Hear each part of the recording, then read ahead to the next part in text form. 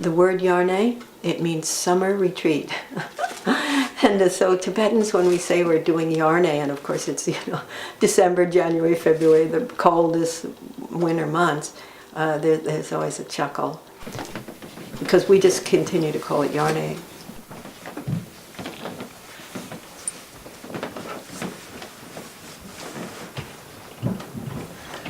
Originally, at the time of the Buddha, during the monsoons, the retreat, traditionally in all Buddhist countries, happens usually somewhere in late July or middle August or something. It will start and maybe goes through September and into October.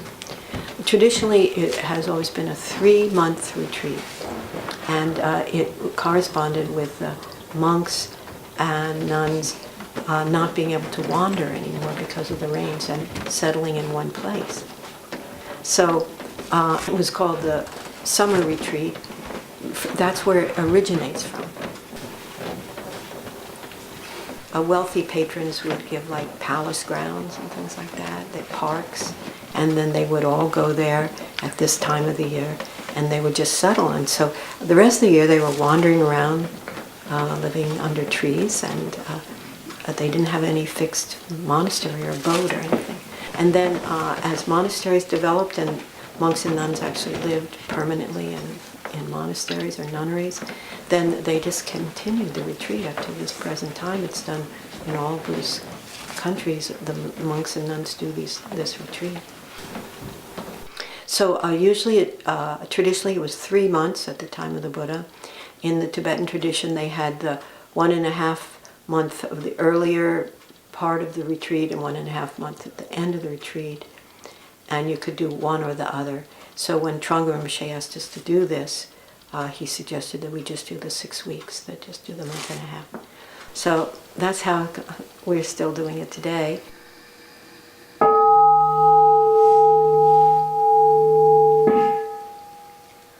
The Sutra of the Heart of Transcendent Knowledge.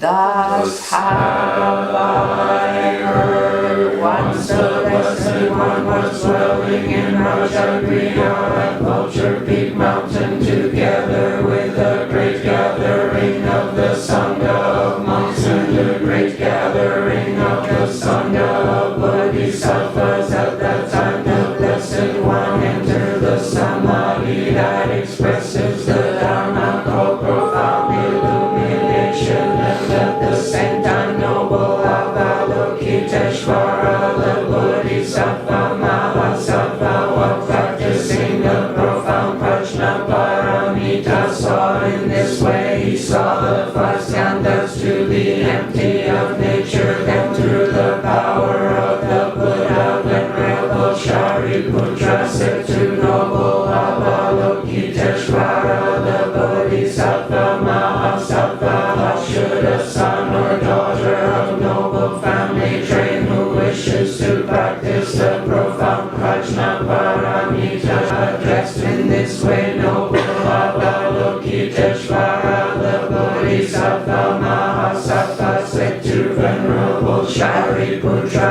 O Shariputra, a son or daughter of noble family who wishes to practice the profound Prajna Paramita should see in this way, seeing the 5 skandhas to be empty of nature, form means emptiness, emptiness also is form, emptiness is no other than form is no other than emptiness. In the same way, feeling, perception, formation, and consciousness are emptiness. The Shariputra, all dharmas are emptiness. There are no characters. I would say that we started out doing it at the traditional time, and but that was summer and the best part of the fall, and we had so many tourists, and we would put signs up, do not come in, there's a retreat taking place, and it was completely impossible. I mean, it just isn't the time of year for a retreat, it's a more outward time.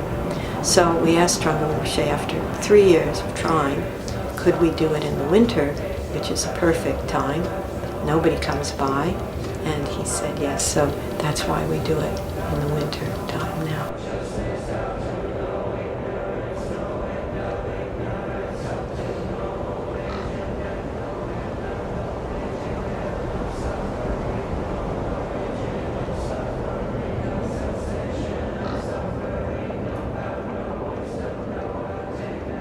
So with Trungpa Rinpoche's blessing on this, we have always included lay people in the Yarne.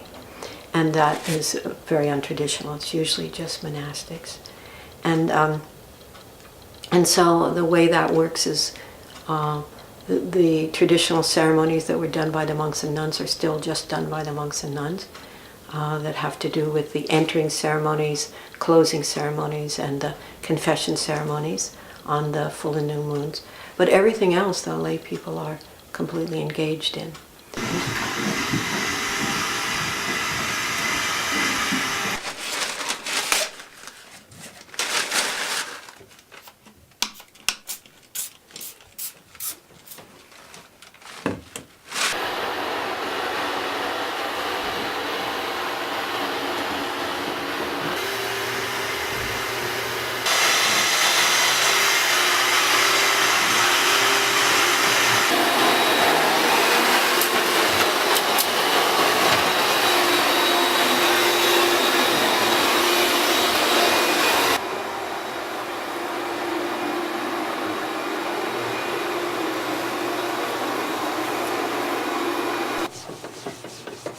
There's something refreshing about having these very enthusiastic, committed, disciplined people enter in and practice with us and go to the teachings with us and the questions that are asked.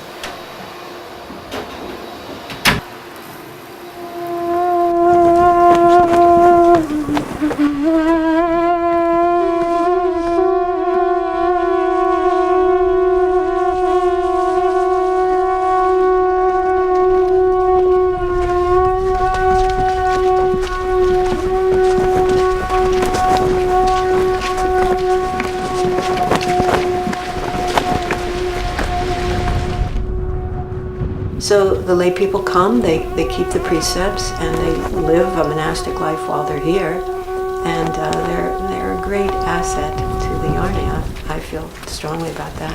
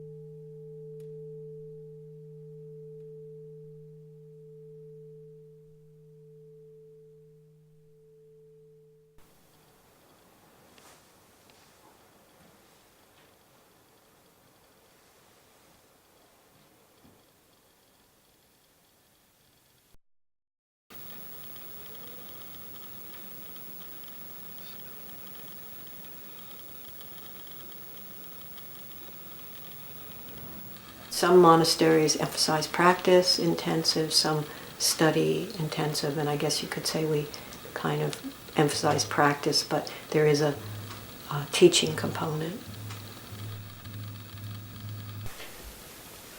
And then I've had the opportunity to do a lot of retreat here, the 3-year retreat and then solo retreats. And oh my goodness, what a powerful place to do retreat, you know. The silence is so deep, and then all the, you know, in Shambhala we talk about drala. All the drala here is very, very powerful, the kind of spirit of the land, the animals and the beauty and the sea. And it's a really exquisitely beautiful place.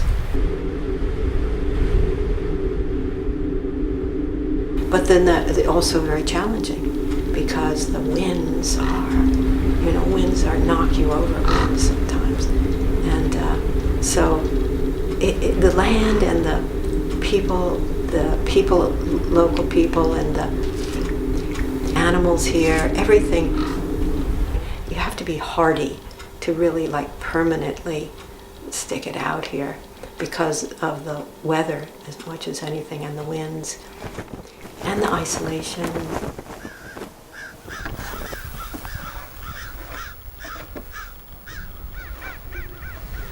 it's this amazing combination of very beautiful and supportive and perfect place to practice.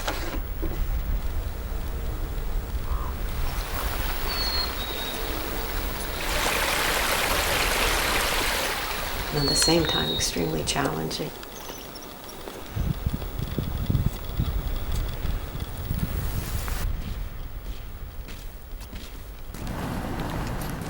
So, for a practitioner, that ends up to be a very good combination, really.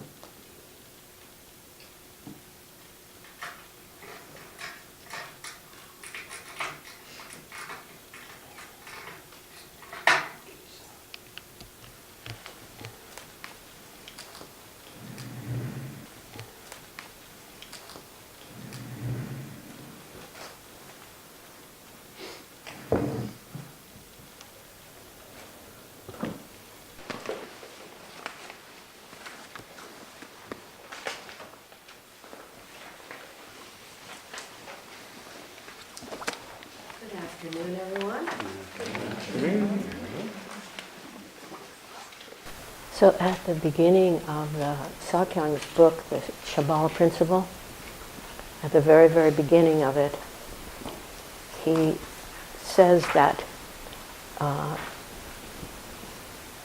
human beings are at a crossroads. It's like the first words of the book. And that we can choose by how we relate with our minds and hearts right now, whether to continue to destroy the planet or to create a good future. And that depends on all the individuals on the planet and how everyone is working with their own emotions and thoughts, and primarily, above all things, how people regard themselves, how humanity regards themselves, because how the citizens or people of the society regard themselves adds up to the culture in which we find ourselves. He also says that that there's an interesting play back and forth between the individuals, each of us in the society, and how we are choosing in every moment and every challenge, choosing to try to sow the seeds of wakefulness and letting go and opening, rather than continuing a cycle of what we see on the earth now is a tremendous amount of aggression and polarization. I'm particularly struck by polarization between all kinds of different beliefs, whether it's religious conflict all over the world, ethnic conflict all over the world, but strongly held views in conflict with each other. My discovery of Pema came at a point in my life when my relationship for 25 years had come to an end, and I was a complete wreck, as a train wreck, and just had to put everything back together. And that was just a really, low period. Just sort of, how do you say, raise the building, start over, and the first sort of green shoot after that particular thing was Annie Pema. I was a practicing Buddhist and have been for many years, and it was I came across a book and it was called When Things Fall Apart. Got my book, and the wonderful thing was spoken in a very colloquial North American English, and from the background of American nun, and she was making many of these still exotic ideas and notions, street worthy, you might say, things that you could actually wear. So that was just a big discovery. It was just like, oh my goodness, she understands what's going on. Here's a few things that we can do. She's there with you, but she's not carrying your bag for you. And that was very good.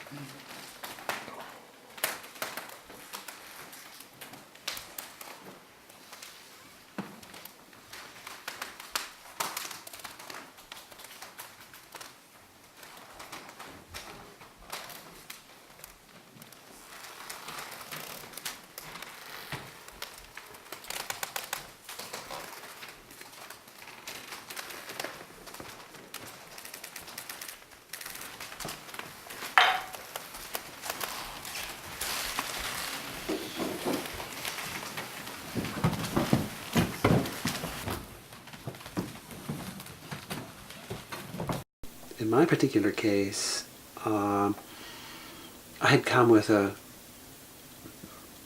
thick layer of self-protection, quite deep, and it goes back a long way.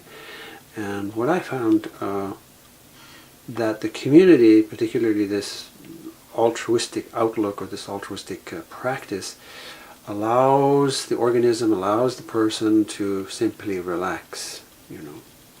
The radar gets turned off. We stop aiming at things, and you sense a certain kind of security, you might say. But it's not a grasping security, it's kind of like a limpid, natural security. You're just at ease, Things of challenge and things of that nature don't really disappear, but the necessity or the generosity of the community allows one to sort of open up in the face of challenge. I think after a certain number of years, you sort of get your sea legs, as my dad would have probably said. You get out on a boat and you learn how to sort of be afloat, and this gives you a certain kind of strength. Develop a kind of sort of all-terrain confidence. You have trust in yourself.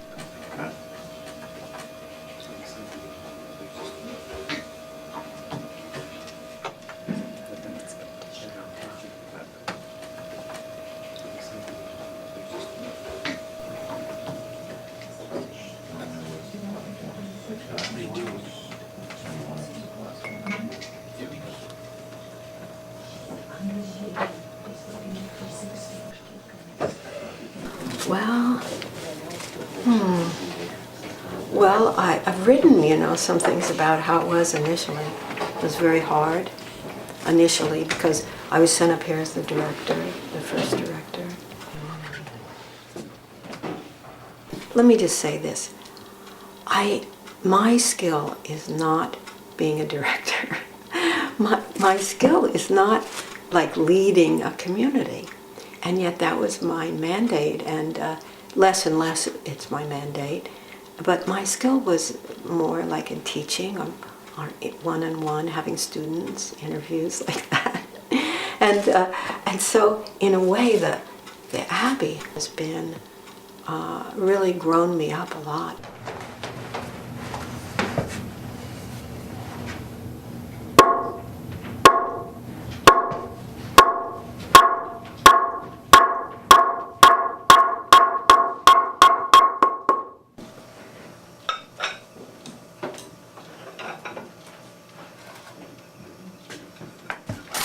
So you could say we're just an average bunch of people here,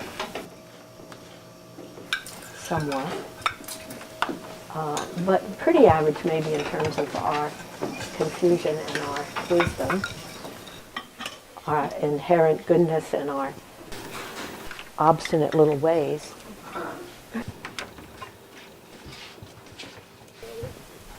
But what is not so typical is that everybody here is committed to making a right choice, or making a choice that creates a good future rather than continues to destroy the planet.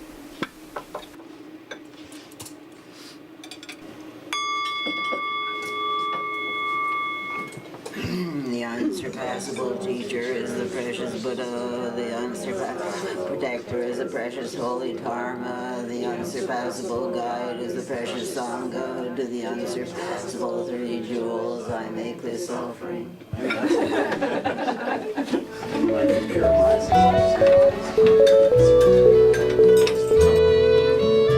Give me clear vision, or let my heart see. Cut through confusion and set my mind free. Be my meditation by day and by night. Oh, luminous clarity, self-existing clear light. You are my heart, my sword for the fight. You are my dignity and my delight, loving and kind and gentle and wrathful and wild, both father and mother, and I am your child. It started so small. There was just a monk named Chögyam Trungpa, but he asked Trungpa Rinpoche if we could start a monastery. And then Trungpa Rinpoche said, look on Cape Breton Island. Showed them pictures to Rinpoche, and Rinpoche said, not yet. So that was disappointing, and then so they had to wait through the winter, and then the next year he went out again looking, found this place, Gampo Abbey, and showed the pictures to Rinpoche, and Rinpoche said, that looks very interesting. And of course the picture he showed was just this little, you couldn't really even call it a farmhouse. The people who had lived here were hippies. The guy's profession was he was an architect. But the original house that they built, they kind of just threw up, and it was really, really crude. And like the insulation and stuff was falling down inside the building, It's like quite crude. And so that's what he saw. That's the picture he saw, but it was the land, I think, that made him think it would be a wonderful place. That Trungpa Rinpoche appointed his Dharma brother, Trungpa Rinpoche, to be the abbot here. So Trungpa Rinpoche has guided us from the very beginning, since day one, in terms of how we should proceed as a monastery. So that was 30 years ago, and then there's just been this slow evolution until we get to where we are today. And it does seem like so many people have passed through here, and there's been so much. I've met so many people from here that I still keep up with that were here 20 years ago, and including more recently. People from the youth Datuns who were 16, 17, 20 years old when they came, and now in their 30s or going towards 40s, and some of them are leaders of the community now, So it's like that. It's just a lot of history with people, and it's very incredible to me that it's been that long, all these years.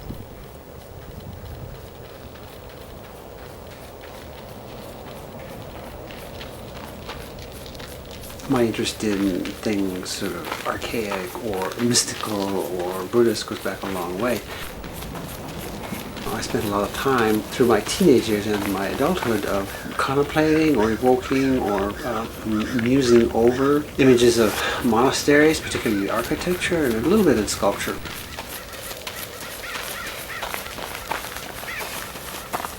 I came across Chögyam Trungpa, and as my practice progressed, I got here all these sort of early musings and early sort of yearnings came to fruition, like all of a sudden, like a collapsing telescopic vision. And so I thought, oh my goodness, that's what all that sort of daydreaming was about.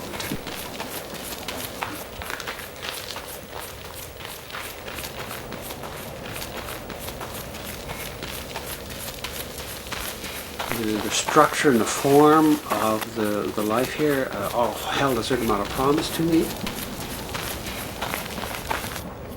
And once I got here, it was like, oh my goodness, it's so wonderful, this is perfect.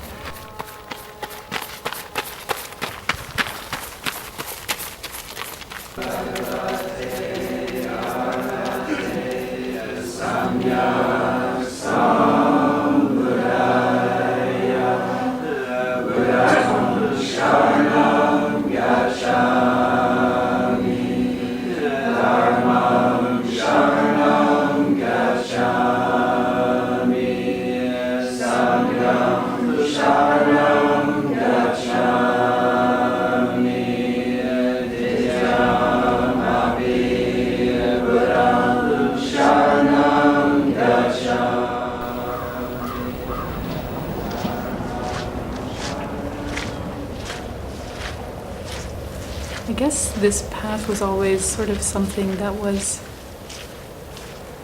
deeply in my heart, and I never fully admitted it to myself, I guess, that this is the path I wanted to follow. Nonetheless, there was kind of a whisper of that in my heart, and so I kind of came here on in an intuitive sense. And then just living here, it, kind of became clear that there was a kind of natural fit. In heaven the turquoise dragon thunders, the tiger's lightning flashes abroad. The lion's mane spreads turquoise clouds, Garuda spans the threefold world, fearless the warrior. And that, I think what Auntie Pema says about being a monk or a nun, what that's about, she says, it's basically about waking up at the center of your life. And to me, it became clear that even though there's, so many wonderful, fulfilling things to do with your life, for me, the priority would be that, to kind of have this notion of awakening. And that, that same quest that the Buddha went on to kind of look for peace and how to be truly, fully, completely happy, how to be free from suffering,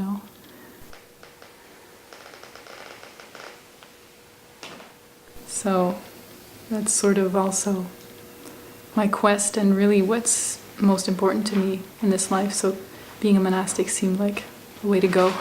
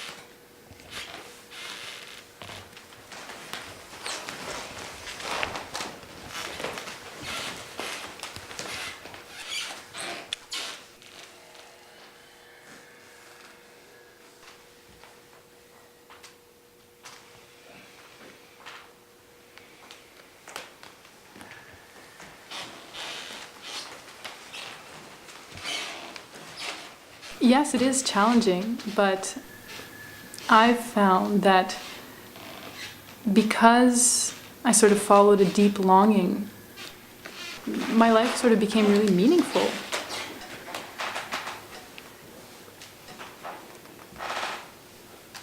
So the challenges just kind of become just like daily bread and water.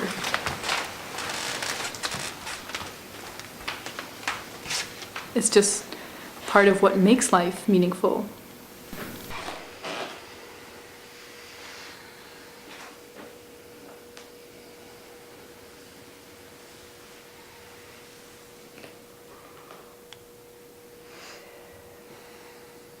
People see that I've changed a lot, and I think they can see that, and I can see for myself that I've relaxed a lot, feel more comfortable with who I am, and less afraid, and just more patient and kinder and more loving and more open. And so people see that, and so I think at least I hope they see something good happening. I think it's been for the better.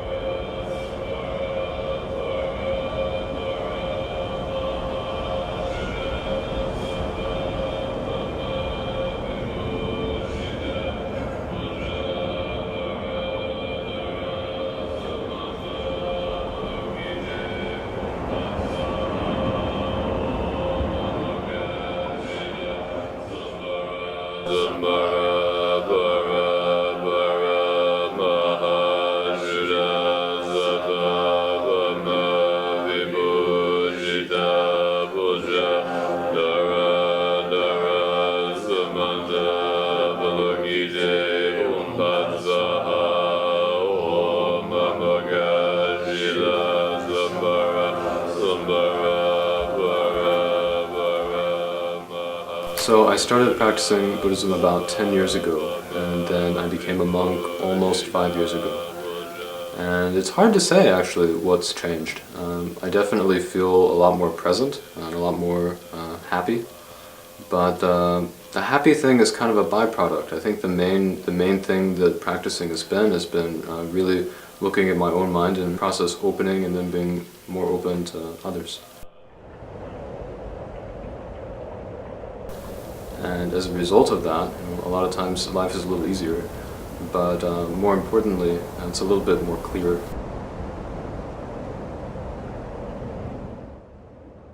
It's actually really great having people here for Yarne. And the thing about the monastery, people think that a monastery is a monastic's home, but a monastery is a monastery. A monastery is a place to practice Dharma, and it doesn't belong to anyone.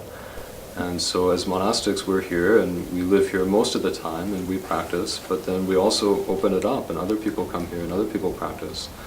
And often that's the most rich time of the whole year, when there's people coming in from all over the world and many different walks of life, but who are all interested in the same thing. We're all interested in meditation and studying Buddhism. And it's usually a great time. I really enjoy it actually, and I look forward to it.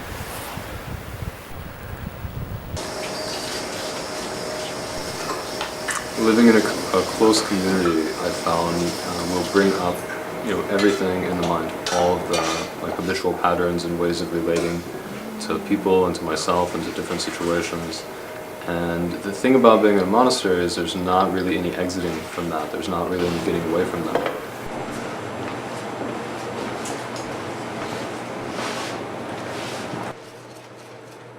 A lot of things that, in another situation might be able to just kind of be skirted or avoided or not really met, doesn't really work here, and then that actually ends up being great, and it ends up being kind of full of surprises.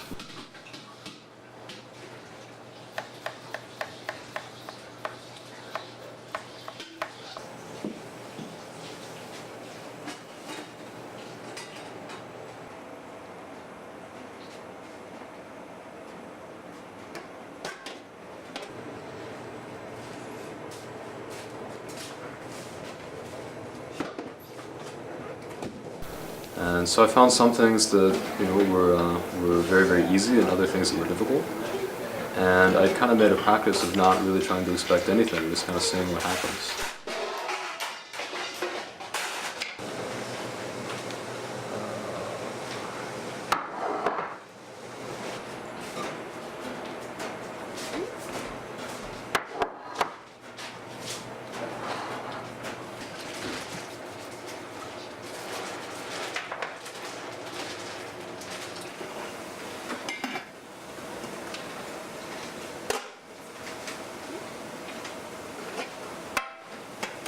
I would say some of my most painful, vulnerable, raw experiences have happened here around the whole thing of trying to lead when I wasn't a very good leader and getting feedback, and pushback on that, and just having to learn a lot. I've learned so much from that. Definitely a lot about humility, but also, becoming more skillful, and also being able to really acknowledge what my strengths are, what my weaknesses are.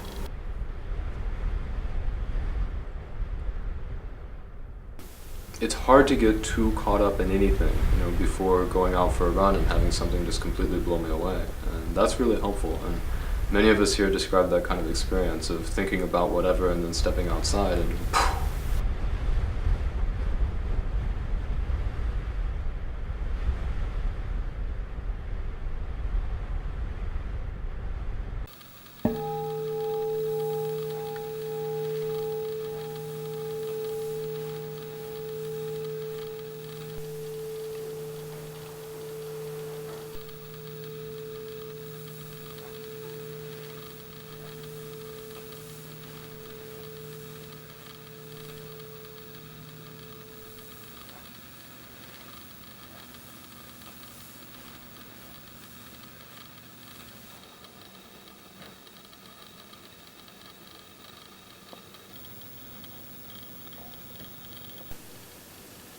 There was a time in my life where I felt very kind of lost and wandering. And I don't mean to say that that's, completely over or something, that I've found, it, but to just have followed my heart was really made all the difference in the world.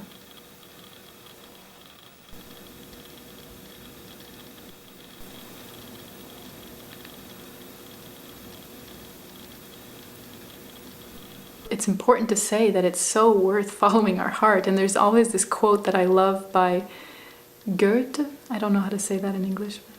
And where he says, whatever you can do or dream you can do, begin it. Boldness has magic, genius, and power in it.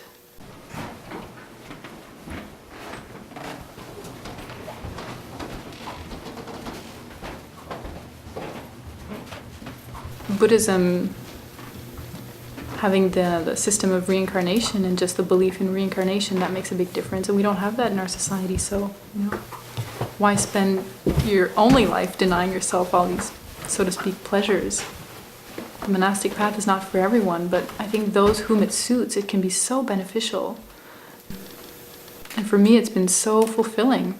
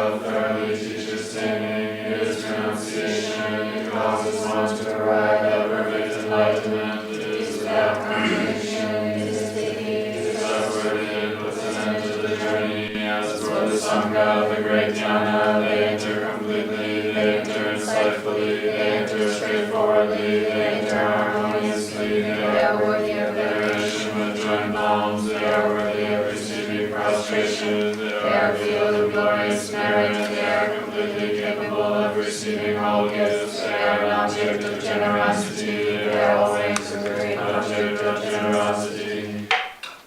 The protector who possesses great kindness, the omniscient teacher nature, the basis of oceans of merit and virtue, I prostrate to the Tathagata. You are the cause of freedom from passion, virtuous, liberating from the lower realms. This alone is the supreme ultimate truth. I prostrate to the Dharma, which is peace. Having been liberated, they show the path to liberation. They are fully dedicated to the disciplines. They are a holy field of merit and possess virtue. I prostrate to the Sangha. I prostrate to the Buddha, the leader. I prostrate to the Dharma, the protector. I prostrate to the Sangha, the community. I prostrate respectfully and always to these three. The Buddha's virtues are inconceivable. The Dharma's virtues are inconceivable. The Sangha's virtues are inconceivable. Having faith in these inconceivables, therefore the fruitions are inconceivable. May I be born in a completely pure realm. The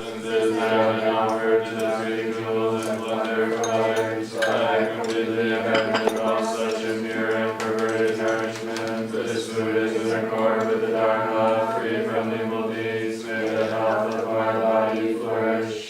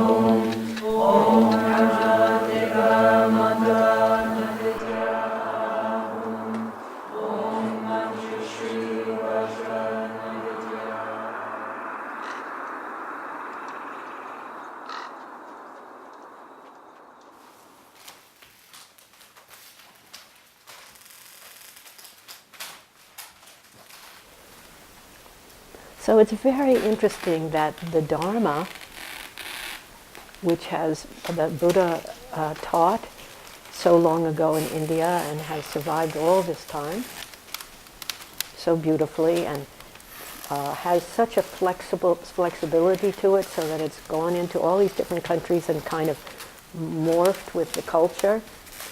So in Japan it comes out looking very Japanese, and Tibet it comes out looking very Tibetan, and it's in the process right now of in the West beginning to see some emergence of the influence of on the culture and the type of people we are, how it's also Buddhism is morphing again to come out looking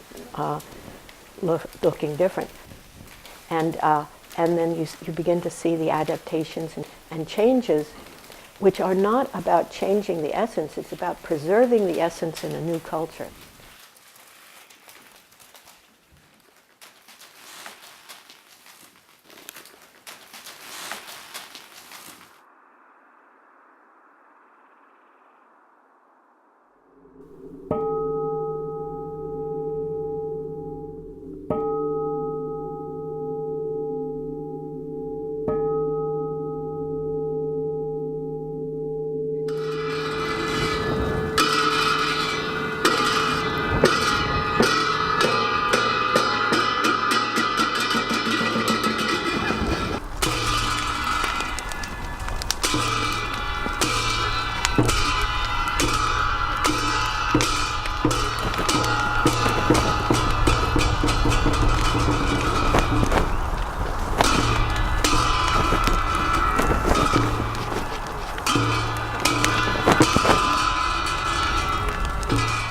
Struck by this relatively short but seemingly often, especially that last silent week, it felt very long.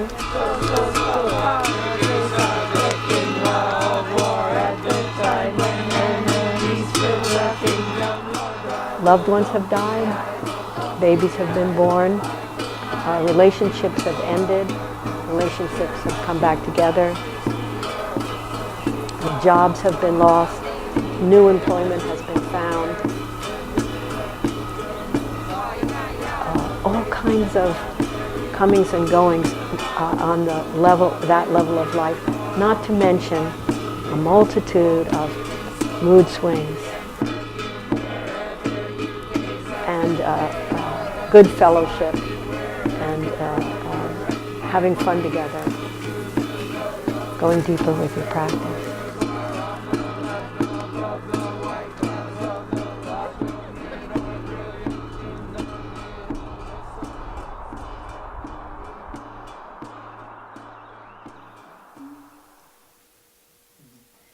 One, two, and.